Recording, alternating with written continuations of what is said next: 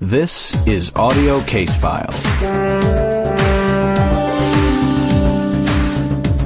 Ryan v. New York Central Railroad, Court of Appeals of New York.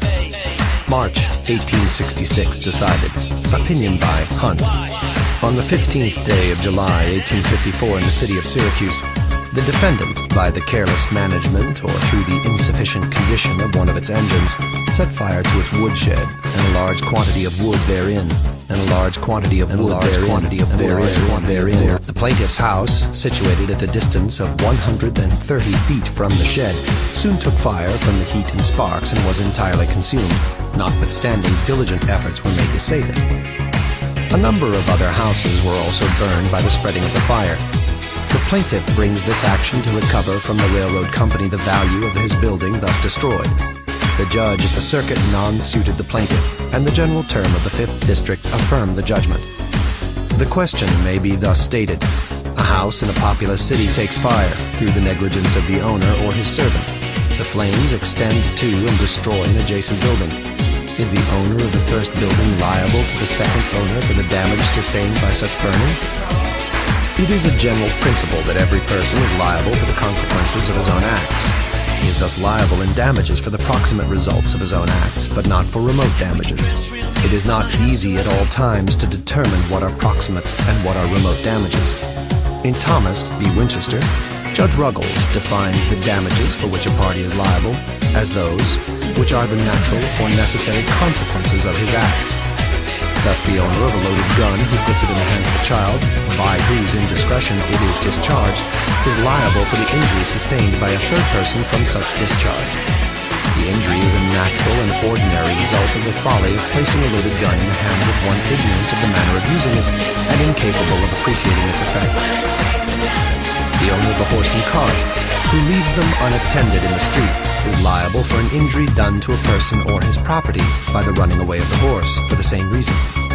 The injury is the natural result of the negligence. If the party thus injured had, however, by the delay or confinement from his injury been prevented from completing a valuable contract from which he expected to make large profits, he could not recover such expected profits from the negligent party in the cases supposed. Such damages would not be the necessary or natural consequences, nor the results ordinarily to be anticipated from the negligence committed.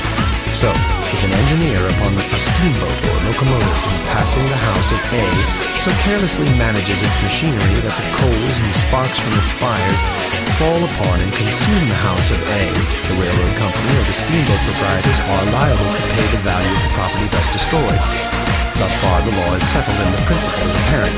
If, however, the fire communicates from the house of A to that of B, and that is destroyed, is the negligent party liable for his loss?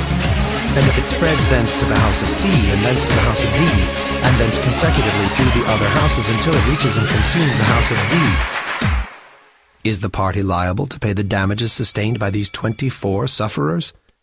The counsel for the plaintiff does not distinctly claim this, and I think it would not be seriously insisted that the sufferers could recover in such case. Where, then, is the principle upon which A recovers and Z fails? It has been suggested that an important element exists in the difference between an intentional firing and a negligent firing merely that when a party designedly fires his own house or his own fallow land, not intending, however, to do any injury to his neighbor, but a damage actually results, that he may be liable for more extended damages than where the fire originated in accident or negligence. It is true that the most of the cases where the liability was held to exist were cases of an intentional firing. The case, however, of Vaughn v. Menlove was that of a spontaneous combustion of a hayrick. The rick was burned, the owner's buildings were destroyed, and thence the fire spread to the plaintiff's cottage, which was also consumed. The defendant was held liable. Without deciding upon the importance of this distinction, I prefer to place my opinion upon the ground that in the one case, to wit, the destruction of the building upon which the sparks were thrown by the negligent act of the party sought to be charged, the result was to have been anticipated the moment the fire was communicated to the building, that its destruction was the ordinary and natural result of its being fired. In the second, third, or 24th case, as supposed, the destruction of a building was not a natural and expected result of the first firing. That a building upon which sparks and cinders fall should be destroyed or seriously injured must be expected. but that the fire should spread and other buildings be consumed is not a necessary or a usual result. That it is possible and that it is not unfrequent cannot be denied. The result, however, depends not upon any necessity of a further communication of the fire, but upon a concurrence of accidental circumstances such as the degree of the heat, the state of the atmosphere, the condition and materials of the adjoining structures, and the direction of the wind. These are accidental and varying circumstances. The party has no control over them, and is not responsible for their effects. My opinion, therefore, is that this action cannot be sustained, for the reason that the damages incurred are not the immediate but the remote result of the negligence of the defendants.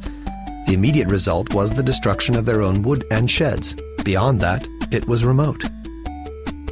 These are some cases which, from the frequency of their citation and their apparent inconsistency with the view I have taken, should be considered in this connection. The case of Scott v. Shepherd is that of the celebrated squib case. On the evening of a fair day at Melbourneport, the defendant, a lad, threw a lighted squib or serpent made of gunpowder from the street into the market house, which was a covered building supported by arches, enclosed at one end but open at the other and at both sides. A large concourse of people were assembled in the market house. The lighted squib so thrown by the defendant fell upon the stand of one Yates, where gingerbread cakes and pies were sold. To prevent injury to himself and the wares of Yates, one Willis instantly took up the squib from the stand and threw it across the market house, where it fell upon another stand of one Ryle, who sold the same sort of wares. Ryle instantly took up